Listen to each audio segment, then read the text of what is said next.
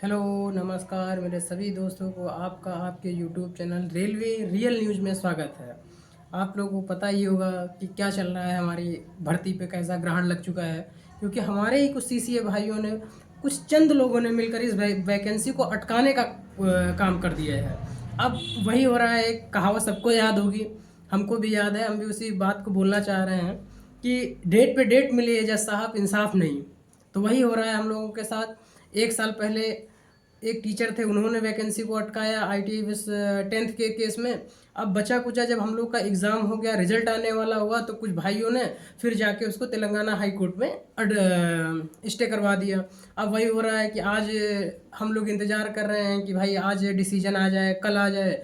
Decision ही नहीं आ रहा है, हर डेट पे डेट मिल रही है। हम सभी लोग मिडिल क्लास फैमिलीज हैं, सब यही सोचता है कि भाई रिजल्ट आ जाए, ना कोई आगे की तैयारी कर पा रहा है। तो नेक्स्ट एग्ज़ाम 2025 ग्रुप डी का नेक्स्ट एग्ज़ाम होने वाला है, और कोई भी अप्रेंटिस भाई मेरा ऐसा है कि जो तैयारी कर पा रहा है, प्रॉपर से कोई नहीं कर पा रहा है। डेली का यही होता है कि रिजल्ट अब आ जाए, रिजल्ट आ जाए, अब एक बार सेटल हो जाए, फिर अपना देखता रहता है। क्योंकि सारे हर घर की एक कंडीशन नहीं होता है ना, हर बच्चा या हर मेरा भाई वो अफोर्ड नहीं कर सकता है कि जो बराबर उसके घर से 5,000 रुपये 10,000 रुपये महीने मिले, जो बाहर रह के तैयारी कर सके। और ग्रुप डी की तैयारी वही करता है जो एक मिडिल क्लास फैमिली से होता है। अब मिडिल क्लास फैमिली से होने का तात्पर्य ये नहीं है कि हमारा एकदम बहुत वो, पर वही बच्चा है, 1 साल अप्रेंटिस किया, 1 साल आईटीआई किया, फिर आके अपना 2 साल तैयारी किया, 2 साल बाद एग्ज़ाम हुआ। तो एक मिडिल क्लास फैमिली पर कितना बर्डन हो रहा है, हम इसके बारे में जानना चाह रहे हैं। पर हमारे कुछ भाई अपने में टांग लड़ा रहे हैं, वो चंद लोग, उनके एज भी निकल रहा है, क्या ही बोल सकते हैं उनके बारे में। और कुछ हमारे भाई लोग उनका सपोर्ट कर रहे हैं। हम, जबकि वो चंद लोग, 15 लोगों ने केस किया है, हम लोग की संख्या उनसे कई गुना ज़्यादा, 3 से 4 गुना ज़्यादा है। फिर भी अब वो लोग कह रहे हैं कि 1/3 एनएसी हट जाए। अरे भाई, आपका नंबर कम था, थोड़ा आप सीबीटी में मेहनत कर लेते। ऐसा था नहीं कि आप सीबीटी में मेहनत नहीं कर सकते थे, प्रॉपर आपको 2 साल का समय मिला। और जो ऐसा कर रहे हैं कि आप लोगों ने कुछ नहीं किया, प्रैक्टिकल में नंबर ज़्यादा लिए, तो भाई जो सीसीए किया है वर्तमान में, जो प्रैक्टिकल के बेस पे नंबर मिला, उनसे पूछो एक बार, उनके दर्द की कहानी सुनो, कैसे उन्होंने सीसीए पास किया, कैसे उन्होंने किया है। बाकी मैं आपको बताना चाह रहा हूं, अगर ऐसा रहा तो हम सभी सीसीए, न्यू सीसीए जो कैंडिडेट हैं, उनको एकजुट रहना होगा और एक साथ रहना होगा। अगर हमको कुछ भी ज़रूरत पड़ी तो हम लोग केस करने के लिए तैयार हैं, और हम लोग रेलवे की ही तरफ से पिटिशनर बनेंगे। हमारे वकील साहब से बात भी हो चुकी है। अगर कुछ भी निर्णय ऐसा आ रहा है कि अगर एनएसी 1/3 हटाने के लिए कह रहे हैं, तो हम सभी सीसीए भाइयों को एक आह्वान करते हैं कि हम लोग एक साथ, एक दृढ़ संकल्प लेकर एक साथ खड़े हों, एक मजबूती से, तभी कुछ हो पाएगा। अन्यथा अगर 1/3 हट गया तो हम लोग के हाथ में कुछ नहीं रहेगा, और रेलवे हम लोग की सुनेगा भी नहीं। क्योंकि आने वाले समय में रेलवे में अप्रेंटिस का क्या होगा, किसी को कुछ नहीं पता है।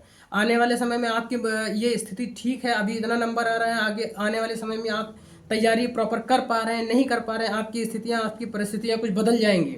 इसलिए हम सभी सीसीओ भाइयों को बस यही रहना होगा कि जो है अब एक साथ रहें, जब भी ज़रूरत पड़े तो हम लोग केस फाइल करें। और इसके लिए हम सभी लोगों से जुड़ रहे हैं, हमारी टीम भी काम कर रही है, कई दोस्तों से, मेरे जो भाई हैं उनके साथ मैं खड़ा हूँ हमेशा के लिए। ऐसा नहीं है, अब कुछ लोग, चंद लोग हैं, उन्होंने केस कर दिया, अब कुछ कह रहे हैं कि 1/3 हट जाना चाहिए, सही नहीं है। अरे भाई, सरकार की नीतियाँ हमेशा बदलती रहती हैं या बदलेंगी। पहले आर्मी में परमानेंट होता था, अब आर्मी में अग्निवीर होने लगा, तो हम क्या सरकार से बोलें कि नहीं हमको परमानेंट करिए। जीडीएस का रिजल्ट देखिए आप, उसमें 100 में 100% आता है।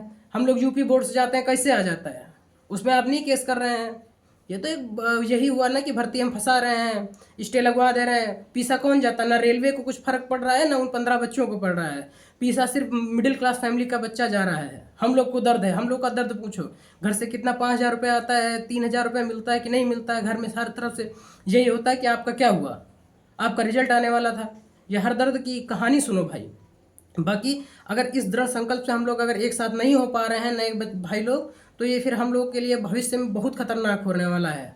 क्योंकि जिस तरह के हालात चल रहे हैं, जिस तरीके का कंपटीशन का दौर चल रहा है, उस तरीके से हमें नहीं लगता है कि हम आने वाले समय में नौकरी ले पाएंगे।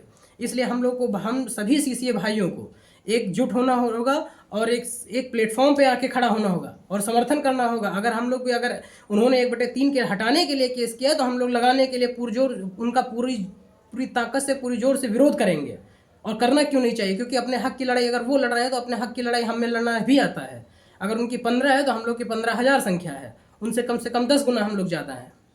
ऐसा नहीं कि उन्होंने 15 लोगों ने केस किया और हम उनकी बातों को मान जाएंगे। इसलिए हम सभी सीसीए भाइयों से आह्वान कर रहे हैं और सभी सीसीए भाइयों से जो न्यू हैं, जो उन्हीं से बोल रहे हैं कि भाई हम लोग साथ में आएँ, एकजुट रहें, एक प्लेटफॉर्म पे रहें, जिससे एक बार हम लोग अगर दृढ़ संकल्प लेके ये बोल सकते हैं कि हाँ हम जी अगर 50 लोग, 10 लोग, 100 लोग मिलके GM office, railway office, RRB chairman, जहाँ भी चलना होगा मैं स्वयं आगे बन के चलने के लिए तैयार हूँ। और अगर सुप्रीम कोर्ट, कैट कोर्ट, जहाँ भी हमको जाना पड़ा मैं भी वहाँ जाऊँगा। वो 15 लोग इतनी तैयारी कर चुके हैं कि उनका भी केस यहाँ हाई कोर्ट में चल रहा है, वो सुप्रीम कोर्ट जाने के लिए तैयारी कर रहे हैं। और एक हम लोग हैं कि हाथ पे हाथ रखे हुए बैठे हुए हैं।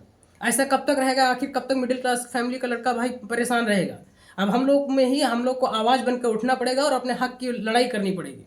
इसलिए सभी लोग वीडियो को ज़्यादा से ज़्यादा शेयर करें और यूट्यूब चैनल को फॉलो करें। और लेटेस्ट अपडेट के लिए हमारे एक व्हाट्सएप चैनल को रेलवे एग्ज़ाम क्रैकर्स करके है, उसको ज्वाइन करें। धन्यवाद। जय हिंद।